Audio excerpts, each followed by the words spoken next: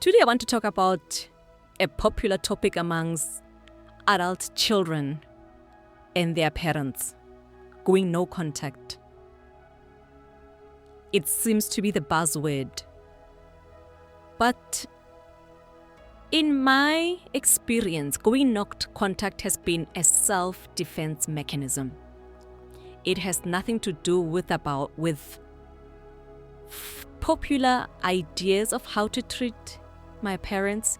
It has nothing to do with what's in, what's hot, what millennials and Gen Z are doing to their parents. It's got absolutely nothing to do with that. And I see a lot of rhetoric online about parents of adult kids who have gone no contact, claiming that it's an in thing, it's fashionable. For some of us, that is the only way out. That is the only way to achieve peace.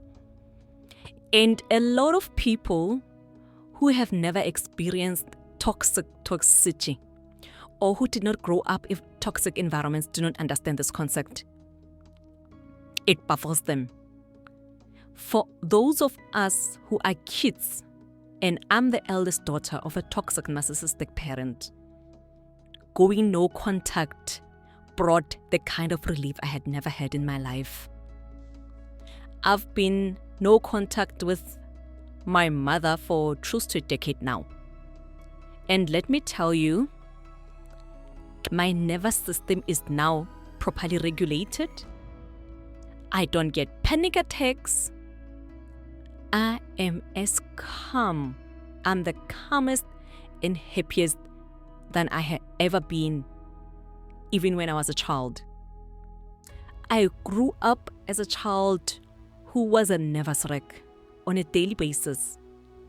Each and every day was a struggle. Getting through the day for me, a normal day that for a child should be fun. Think about a Saturday when you don't have class, when you don't have school, where as a child you're supposed to enjoy that day and play and have fun.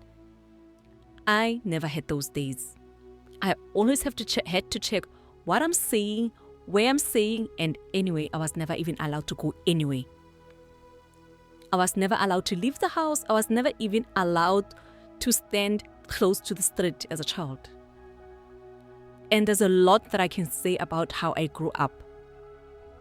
But going no contact with my mother was my saving grace. Going no contact has helped my healing journey. And as a result, now when I look back, I know that I don't hate my mother.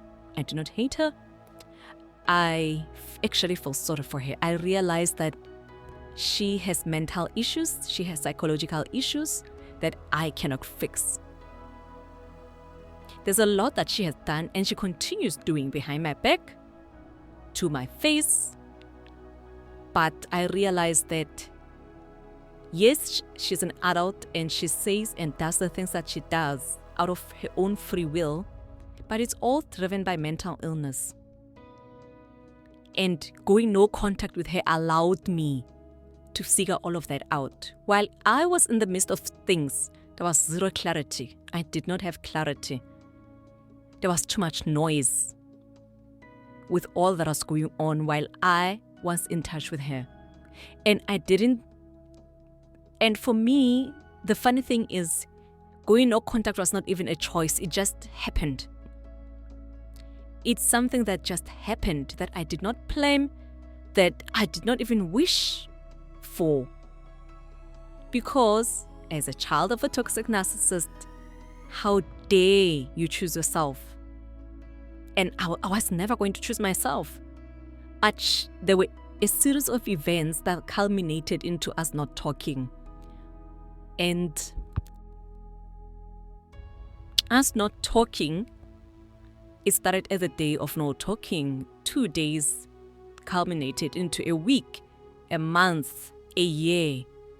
And it felt so good to me. It felt so good that I knew this is what I want for myself. The focus, the clarity of life, the clarity of my existence For the first time, I felt like I'm touching grass. I literally touch grass every day. But for the first time, I felt it. For the first time, I appreciated the seasons of life and the natural seasons as they occur outdoors. The beauty of the simple things. I haven't had a panic attack. I don't know in how long. I don't even remember when I last had my panic attack, but when I was a child, I had night terrors almost every night. I was in panic attacks almost every day. I was in constant fear. Every day of my life, I feared for my life. I feared just waking up. Waking up was not a pleasurable thing. I hated waking up because I had to face this monster that is not only in me, but in her as well. Everything was wrong. There is a lot that I can talk about, and that will be a topic for another day. But I want to get back to this concept of the popularization of going no contact by millennials and Gen Z.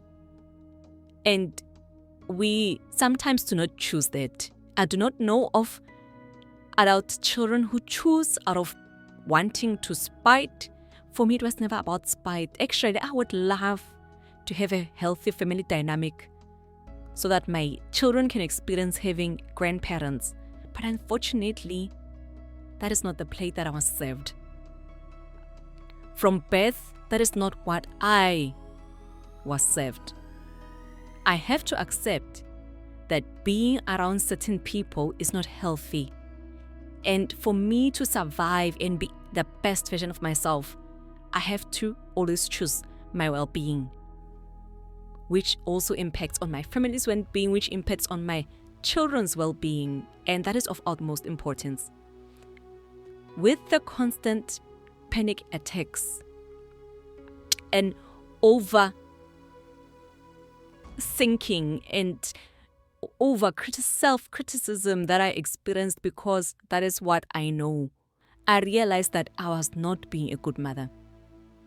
I was not being a good mother to my kids, and I realized that I am going to alienate my kids. They are going to do to me, and they are going to feel towards me what I felt about my mother.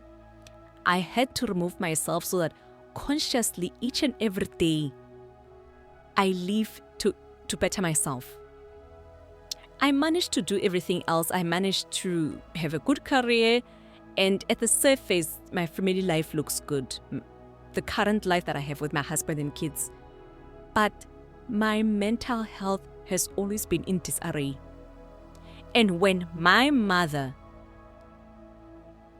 did the things that she did, which culminated in her absence in my life, that actually came as a relief. And I think people with healthy family dynamics don't understand the relief. For the first time, I felt like I had been waiting to exhale for over 3 decades, and I was not able to. But after she left, let me tell you how well I breathe. Let me tell you, I have never had a panic attack. Like I said, my health has been in peak condition. My skin is glowing. Every time people see me, ask me, what is it that I do with my skin? And as a child, your skin is supposed to glow better than an adult skin. But let me tell you, my skin is glowing. My smile is genuine.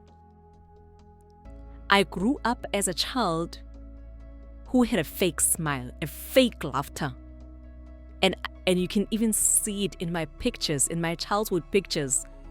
The pain in my eyes. I was a child who always had pain in my eyes. And somehow I still carry vestiges of that.